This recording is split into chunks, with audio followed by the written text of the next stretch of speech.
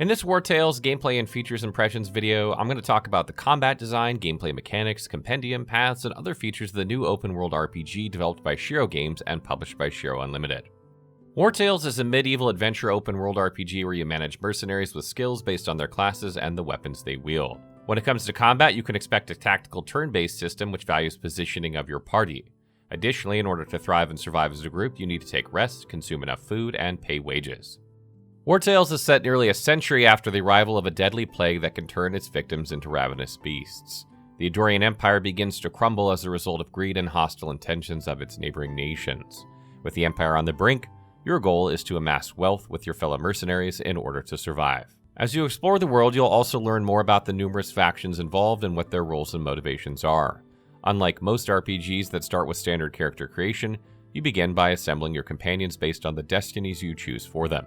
They can be bandits hoping to escape the law, friends seeking a lifetime of adventure, and even farmers with the goal of improving their lives. The choices you make provide you with different bonuses and debuffs, such as additional bread but lesser crowns, the game's currency, as well as a decrease in carrying capacity to begin with, to name a few.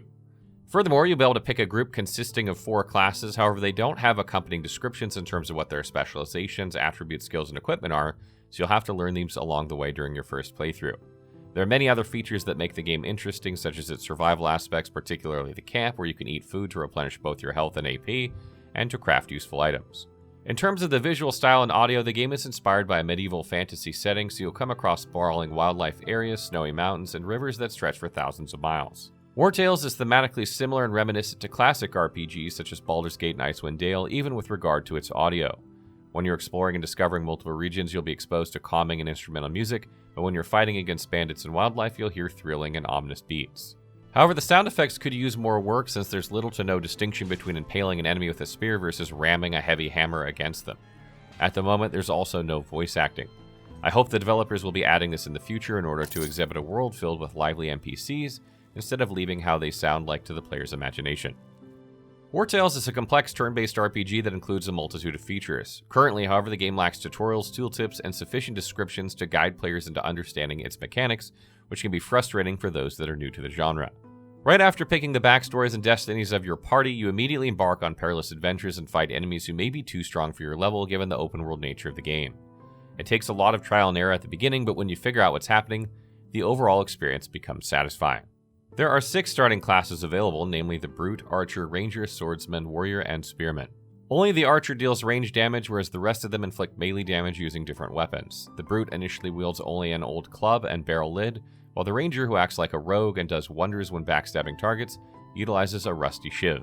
What's interesting is the skills associated with the weapons they have equipped. For instance, if the Spearman has the Farmer's Pitchfork, he gains access to the Impale skill, which deals double the damage from a distance and knocks back targets in the process. Removing this pitchfork transforms the respective skill into a punch.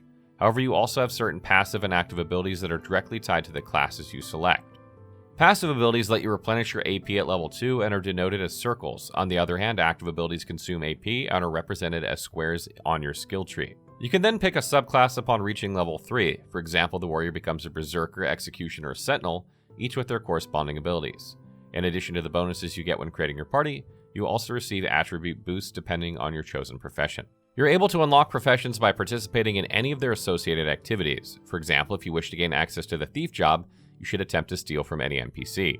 There are numerous professions available in early access, such as the Miner to boost Constitution, Thief to raise Dexterity, and Angler to increase willpower. Moreover, these jobs allow you to perform a variety of actions like mining ores for crafting items, picking locks, and catching fish respectively. Note that you're able to easily switch between them, which won't cost you anything. Initiating combat is fairly simple since you can easily antagonize sellswords you cross paths with and accept bounties to fight against murderers and rats who infest villages. In every encounter, there's an initiative system to determine which side attacks first, but once resolved, much like XCOM, you can choose the order your party members take actions in. Engagement and positioning are highly essential mechanics because they influence who lives and who dies. For example, when an opponent is already engaged with your archer, you will no longer be able to retaliate using your bow, so you'll have to resort to punching that same enemy instead, because of the insufficient distance between the two of you. For melee damage dealers, when you're already focused on attacking a creature or bandit, you won't be able to target anyone else unless you disengage them first. However, doing so may result in receiving damage due to an attack of opportunity, which works similarly to other RPGs.